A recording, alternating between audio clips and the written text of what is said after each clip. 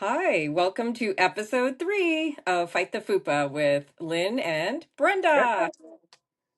This week we are going to discuss our GLP-1 journeys and give you more information on GLP-1s, what they are, what they do, the benefits, all of the indications for the medications, and things we should do to keep it working at the optimal way. So I think I'll tell you first about what I think what I think is to me striking, or what made me want to do that is for 20 years I've followed many people on all the different GLP-1s. So there's a big history of them where we were 2007, I believe, sitting in a room, and everyone in the room, at this company said, if you could inject something something really small that would help you lose weight and bring your A1C down for diabetes,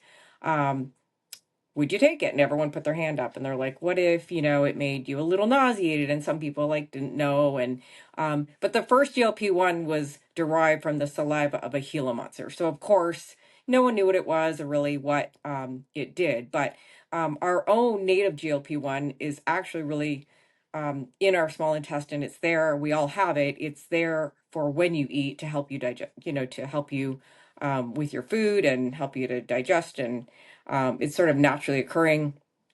It plays a role in sugar protection. But last year, one of the newest forms of GLP-1, I know I said to Brenda, you've had a little bit of a hard time with your diabetes. Why don't you take it? Why don't you ask your doctor about it? And so I'm going to let you sort of give everyone your journey, your GLP-1 journey, because obviously I know through the last decade you've tried lots of different meds, and this one was really beneficial. So why don't you tell us about what you took? Sure. So when I first was diagnosed with, or as a diabetic or with someone with diabetes, I'm gonna get better at that, Lynn, I promise. I literally leaned on Lynn's knowledge because sometimes your physician isn't always super knowledgeable on all of the latest and all of the research. And so I literally tried. I've honestly, from the Victoza to the Jardians to the all the different things, and I'd be saying, Lynn, what about this? And she's like, well, this one makes you pee out sugar. Like, okay. And like, I would just keep trying all of these different meds, from the metformin to the you name it. I can't even remember all the different ones that I tried until we found that one that worked. And I had tried Ozempic about 5 years ago, and I think I was so frustrated. I had tried so many different meds, and when it didn't work for me right away, I said, "Lynn, it's not working. It's not working. I'm not losing any weight. My A1C hasn't moved. I'm frustrated." And she said, "Well, there is a new one, Monjaro, and I don't know if it's in Canada yet, but you can ask." And so I went to my doctor, and I was really, literally, my doctor hadn't really heard of Monjaro, to be honest. And I'm like, well, you can get on the phone with my bestie Lynn and she'll explain it to you. And my doctor was really open and, really took the information that Lynn gave to me. And I said, listen, my girlfriend, I legitimately have to tell her what my sugars are in the morning. I have to tell her what my A1C is. She knows more about my diabetes than any human, and that my doctor ever could. So I did get on the Manjaro, and Lynn can explain more what separates Manjaro from some of the other semaglutides, because my understanding is that it's a GLP-1 and 2 antagonist. Is that, am I saying that correctly? No, I'm saying it wrong. So a GLP-1 receptor agonist is the classification of drugs. Okay. Semaglutide is Ozempic and tirzepatide is Mounjaro. The difference being is all of the first generation ones had about 6 to 8% weight loss, and they weren't necessarily, they had a lot of side effects. As they became analog, meaning human-like, they worked much better. So Victoza was the first analog GLP-1, but you had to take it every single morning. So with the first once a week version was much better Trulicity, and I don't know if you're on that one, I wasn't. but not as much weight loss as into 2017 when semaglutide or Ozempic came out, and that's why during the pandemic, when a lot of people with diabetes couldn't get it is because all of a sudden a lot of people started to figure out, wow, this really works for anybody just for weight loss. So they made a version, Wegovy, also for people that just want to lose weight. Now, Monjaro is a little different because it's a GLP-1 and a GIP. So it's two gut hormones. It's That's it. and I know there's some new ones coming out that are in the pipeline that are in the trial phases called Retta. Oh, now I'm not going to say it right because I've been calling it Retta. Um, anyway, so Retta, That one, yeah, Retta. that one, We'll just call it Retta. because it's just not coming to my brain. But It's okay. that one is going to be three gut hormones. It'll also have glucagon.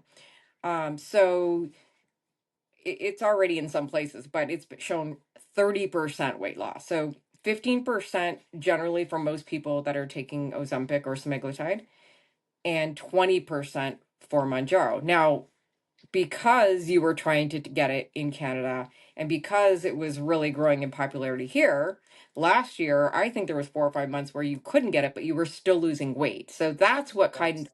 made me think, okay, so it's more like the training wheels. You sort of got used to eating smaller amounts of food. You couldn't eat big meals, you couldn't eat fried food, you couldn't eat fatty foods. And you kept doing that when you were off it and you kept losing weight because you kept walking every morning. You were eating enough protein every day. So those are the things that, even with smaller dosing or eventually if you got to your goal weight, tapering off, going every other week. There is going to be many new ones coming out too. So, um, for the most part, here anyway, in the United States, you can get now semaglutide and tirzepatide from compounded pharmacies. But because there's not no longer a shortage, it's going to be harder. But I know that there's many new ones also that will be coming out. So I The think good thing about that, sorry to interrupt you. I know what's we that? always interrupt each other. The good thing about that is when there's more Hmm. On options, the market, the yeah. prices come down And because I think everyone's eventually, competing. not only will the price come down, Excuse me. I know I hear online, when I post about GLP-1s, a lot of negativity that it's, cheating, that it's, um, what's going to happen to you after, you're ruining your gut, like all these things. So it is a gut hormone we make in the small intestine. It's already something we make naturally. Obviously, we're taking more of it. It does slow down and delay gastric emptying so that we feel full longer, which is also making our food not spike our insulin, which is making us burn more fat, which is making us feel better. It's getting rid of, that insulin resistance as you lose fat. So indirectly, you lose more fat because you feel full longer. It also does work on the hypothalamus in the brain to actually literally make you feel less hungry. So you're more satisfied. You don't have the food noise. You don't have the constant hunger. And overall, for me in the last 12 weeks, it's just been 12 weeks. I'm down 20 pounds. I've lost sort of the FUPA, if you will, the fatty upper pubic area. But it doesn't target just there. Obviously, it targets all fat.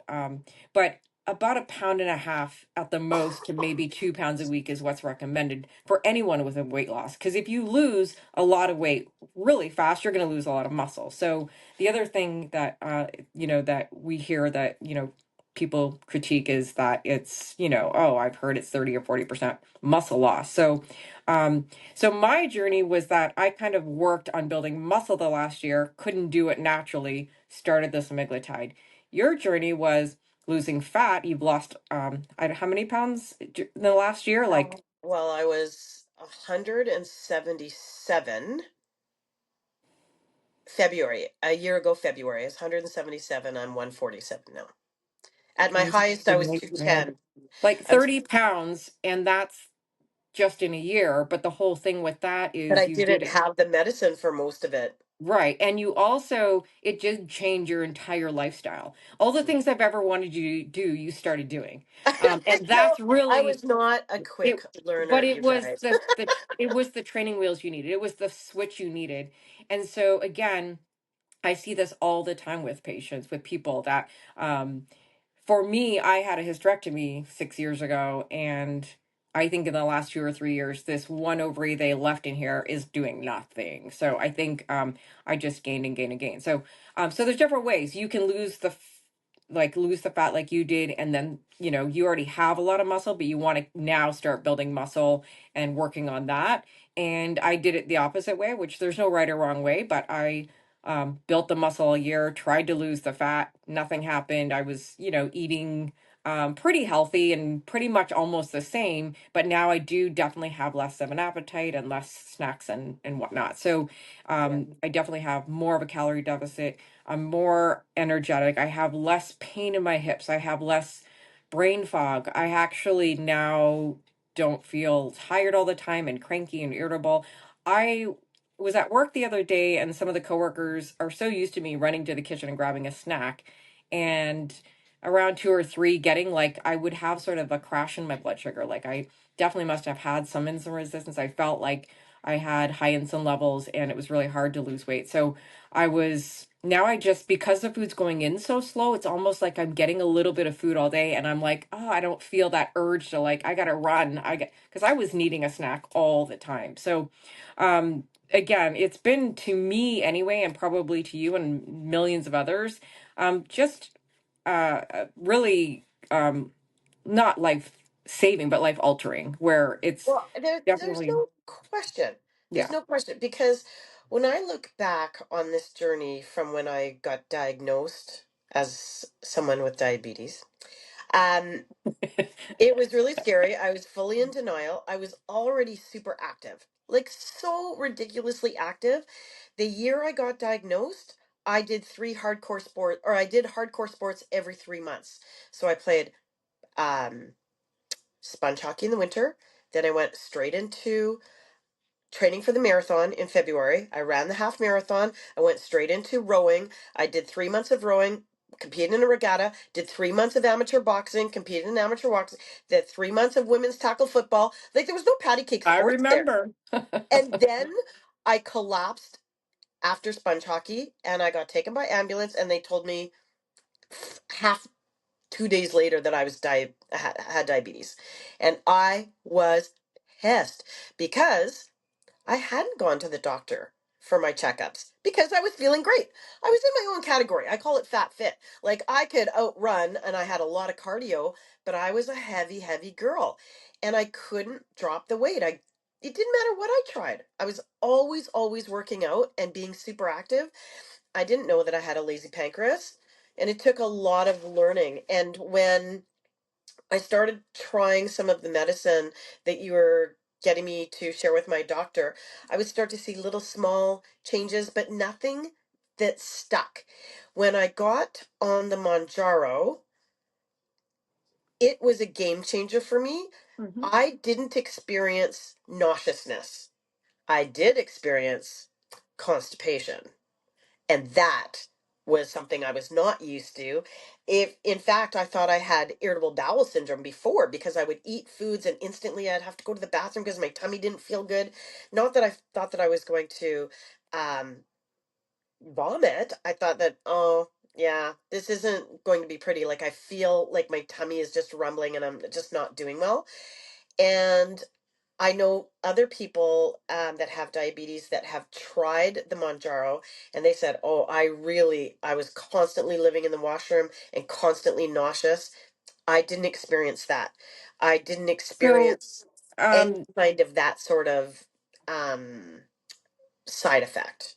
a lot of people are afraid of the side effects, and there are many of them. But I think that the idea is that if you're working with your provider to really, really go up slowly, and if you have side effects, to go back down in dose. And there are meds for nausea, obviously. That was my biggest fear because you can give me pain all day. I don't care. But if I'm nauseated, I'm curled up in a fetal position. I don't feel good. I don't want to feel nauseated because I had that for so long with these sort of low waves of low sugar. So I have not had that. I've had the opposite effect. I've had no nausea. I've actually felt better.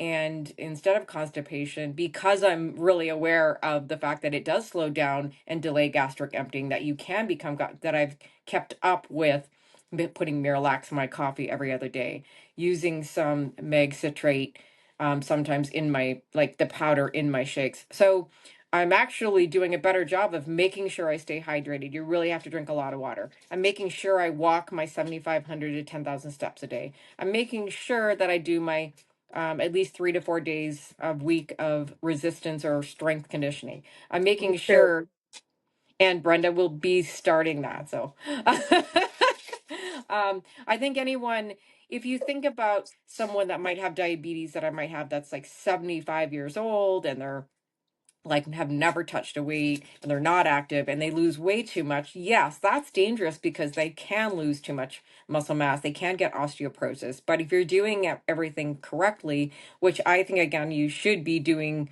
all those things we just discussed with water and making sure you have enough fiber, fat, protein, and carb, eating small, very balanced meals, and making sure that if you do get some side effects that you talk to your provider or go down a little bit and not just keep going up and up and up. If your weight loss stalls and you're on, say, a certain dose, it doesn't mean go up in dose because, again, you could get side effects. It might mean that you have to adjust your macronutrients. It might mean that you just, you're going to have ebbs and flows. It also means that you could probably, change up your routine, drink more water. So there's lots of, all of us, whether we're on a GLP-1 or not, we're going to hit the wall sometimes. So I think it's, or stall a little bit in our weight loss. So, Oh, and that's just um, totally normal, though, right? Like yes, exactly. everybody, you can't be constantly on a No. trajectory of losing 1 to 2 pounds a week. That's just You not can't have a calorie realistic. deficit forever either. So that's why we got to keep our calories up so we can still have a little bit of a deficit and keep revving up our metabolism. And that's why also weightlifting is important because if you're doing that, you're able to burn more with your, with the added lean muscle. So there's two or three new things that research has shown also that it has cardioprotective benefits. So it actually is an anti-inflammatory. It literally has been shown to reduce the risk of arteriosclerosis, which is plaque buildup, heart attack, strokes, chronic inflammation. So we're seeing cardiologists use these now. And then I think you're going to see a lot of other indications. Like I heard someone the other day said for rheumatoid arthritis or anything that's there's an inflammatory effect that Whether like a it, fibromyalgia and like yes, or it could be something, yeah, autoimmune. Like again, it's going to help with, it does help with inflammation. And then I'm just going to look down at this new research on neuroprotective effects also. So it actually may protect the brain, and they're doing studies right now to see if it can help with Alzheimer's. So down the road, I don't think you're going to see this just for people with prediabetes, diabetes, people with obesity, people with, menopause, and there's going to be lots of different indications. Cardiac, right now, it's also renal protective. It stimulates, your body to like I said, make your insulin's go your food's going in slower, so your insulin's working better. You're not spiking your sugar, and they're powerful. So what we also know is that people on GLP-1s tend to stay leaner, have better insulin sensitivity, and fewer cravings. And there's many pharmaceutical versions that will come out, but I'm just excited about where it's heading because if I've only seen in 12 weeks 20 pounds that I couldn't get rid of in the last 6 years, and I feel energetic and I have, like, again, I don't have the hip pain, the faint brain fog, all those things we discussed. You've lost the weight you've been wanting to lose for 10, 20, 30 years. three and a half Um, decades, right. 35 years, And 35 you're years. not, you're 4'10". In the 80s, I was five So three because I spiked my hair. yeah, so I mean, it's really hard. I'm also shorter. I say 5'2", I'm probably more like 5'1". But the whole thing is when you're shorter, it's hard to get tall, lean looking when everything's going to go wide and outside. So I prefer, that we at least have, for the health benefit of being leaner, have a longer, more productive life where we can keep moving, keep stable, not have osteoporosis, not have all the things that can happen with obesity. And we're just going to be healthier in general. And again, I know we're going to get criticism of people saying, like, well, you don't know down the road what's going to happen. But these have been around 20 years. These are not new But medications. a lot of people just have heard of it since the pandemic. So Right. when But I was on the it's been Manjaro around for for 20 20, yeah. years. When I was on the And Manjaro when and it when I didn't couldn't work, get it, sorry, go ahead. sorry, I was just going to say, when it didn't work for you before, what was, what do you think one of the main differences was of when you took it again and it worked? Is you told me I walked an hour. I've been walking an hour every morning. Like I've been walking my dog. I've had energy. I've wanted to. And maybe during the pandemic or when you had it before, I mean, we were inside, we were more I was dealing with stressed. my You injury. were I was like, there it was a was lot of chaos. things going on in your life. Yeah. So Yeah. it doesn't just, it doesn't just work for everyone. And if it doesn't work, you might need to try a different version. But when you do it properly, I can tell you that most people are thrilled. I see every single employee in our hospital also that are on any GLP-1s do come to see us just because it's sort of part of the program. And I've just seen people come in and not even recognize them. It's just they have a different aura about them. They're just confident, they're standing taller. It's really amazing. So again, if we can get it where it's indicated for many things and the price comes down, I think that's the biggest hurdle right now is insurance and pricing. But in the United States, if you are interested, I do have here a pretty great price. I think in the US, in Canada rather, if you do have diabetes, it's coming, it's getting there, but it's not there Apparently yet. it's coming. Yeah. So like for me, when the supply was low and I was finding success, it was slow success, but I was finding success. And then for 7 months, it wasn't available in Canada. And I was like, okay, well, it like you said, there's no magic pill, there's no magic shot. You still need to do the work. Yes. And those training wheels taught me eat slower, eat smaller, drink more water, walk. Still didn't Increase do your the weights, protein, but increase I your increased the protein. protein and I did all those things. And during that 6 or 7 months when it wasn't available in Canada, I still lost You were weight still losing. consistently Although I every can week. tell you, for the first 4 months, I do remember you saying, Oh, I was so Lynn, I see on Facebook everyone's losing 20, 30, 40, 50 pounds. I've lost 4 pounds. What's that? I was like, be consistent. It'll happen. but I but was I so thought it was gonna desperate for it to work. I was like, I I'm know. so tired of being so heavy and so unhealthy. And for the entire, like, come on. How many times did I say, um, I've got the baby fat and the baby's 22. Okay. Like, come on now. So for Taya's entire life, I've been chasing healthy. Well, damn I if I'm think not going to be a healthy grandma, okay? I'm going to be a grandma in 2 months. I am going to be a damn healthy grandma because I and I think couldn't you are. do it You're the for healthiest I 35 think you've years. been in a long time. So There's and no question. There's no question. you I are feel the walking the walk. strongest. You are talking the talk. I mean, you were here a month ago, and I watched you doing your coffee with your protein in the morning. I watched you eating your food. I watched you taking your 10,000 steps a day. In fact, where's all the places you've been all over the world? I think you in 1 year she walked over 3 million 3 million steps. kilometer. What was it? How 3 many? million, 3 million Three. steps. Oh, okay. 3 million steps. Sorry, not kilometers, but 3 million steps. Yeah. And you're on the Jordan Trail now, you've been all over. And so you're motivated. And that's the whole thing is you're excited, you're motivated, and you want to share it with others. So she shared the Yeah. app with me and now I'm walking the Jordan Trail. But but it's really again, I think going to be this is just the beginning. We're still in the infancy of GLP-1 receptor agonist. Um, Retatrutide. Ha! It came out. You know what um, I was going to say, Lynn? I was going to say that when I couldn't get my Manjaro as a person with diabetes, I had other people are very judgmental and people are making all these comments. They're like, aren't you pissed at all the celebrities using Ozempic? I said, well, first of all, I'm not on Ozempic. It didn't work for me. I said, I'm on a medicine called Manjaro and it's the one that's been helping me with my A1C. But aren't you pissed that they're all using it for weight loss? And I'm like, actually, as a former obese person, No, because do you know how many thousands of dollars, hours, time, energy, Nutrisystem, coffee, shakes, drops, Weight We've Watchers. done Like, everything. I have literally done everything on this quest to find healthy.